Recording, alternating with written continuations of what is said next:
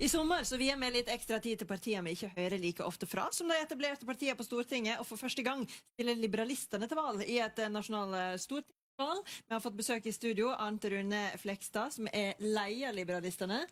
Du fløy inn til Bergen ens æren fra Trondheim for å være med på nyhetskanalen og snakke om partiet og valget. Det må vel bety at det året her og det valget her betyr noe for dere?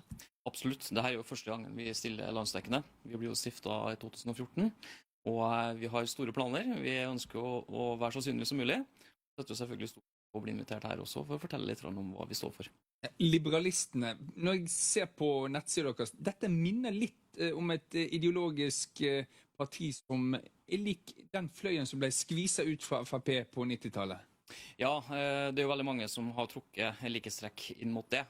Det var jo en kamp mellom, kan du si, de mer sosialkonservative som ønsker å ha et mer fokus på en, litt feil å si innvandringsfiendtlig, men i hvert fall innskrenke litt i forhold til på den politikken, og den biten som da ble presentert av den andre siden.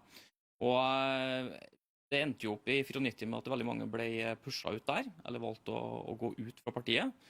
Og vårt ønske jo blant annet å trekke det her inn til oss, en del av det allerede kommer.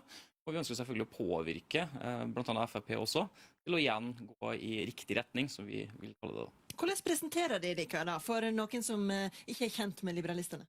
En veldig enkel forklaring er å henvise til kardemommeloven. Altså at man, så lenge man ikke slem, så skal man i utgangspunktet få lov til å gjøre hva man vil. Det har jo selvfølgelig mer detaljer inn i det her også. Og vi innser jo at dette er et prosjekt som går over lang tid.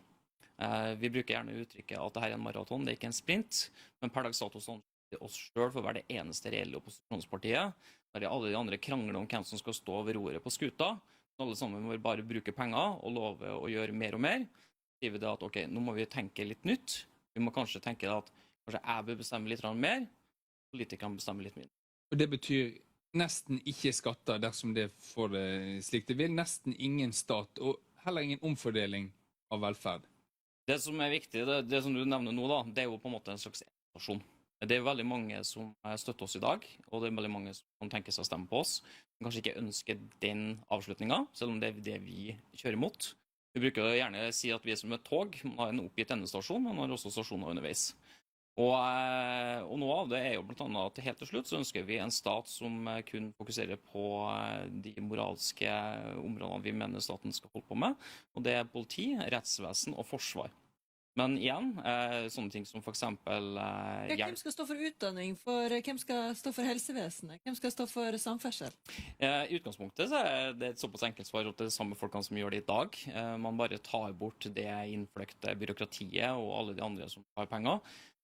Det som du nevner, helse, skole, infrastruktur, jo det som folk flest opptatt av og ønsker å bruke penger på. Men i dag så forsvinner mesteparten av pengene i et enormt byråkrati, og da forsvinner pengene blant annet til Clinton Foundation og bombing i Libya, gulldass på Østlandet som ikke fungerer, og veldig, veldig mye annet som man da heller ville ha brukt.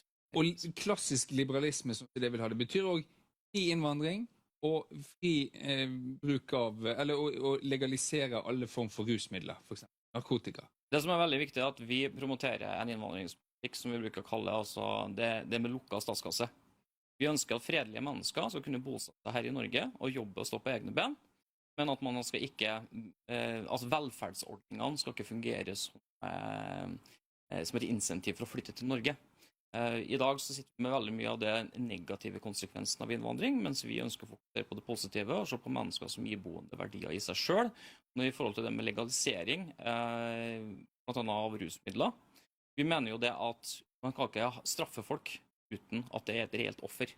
At man gjør noe med sin kropp som potensielt kan være skadelig, det jo noe som går utover seg selv. Og ved å innføre de forbudene som vi har i dag, så har vi jo sett at man forflytter veldig masse penger over til kriminelle organisasjoner. Og hvis en person har da et rusproblem, så man også da nødt til å si hei, jeg har et problem, men også hei, jeg kriminell. Det var det med rakk, skrap over flata så vidt. Vi får si godt valg. Tusen takk.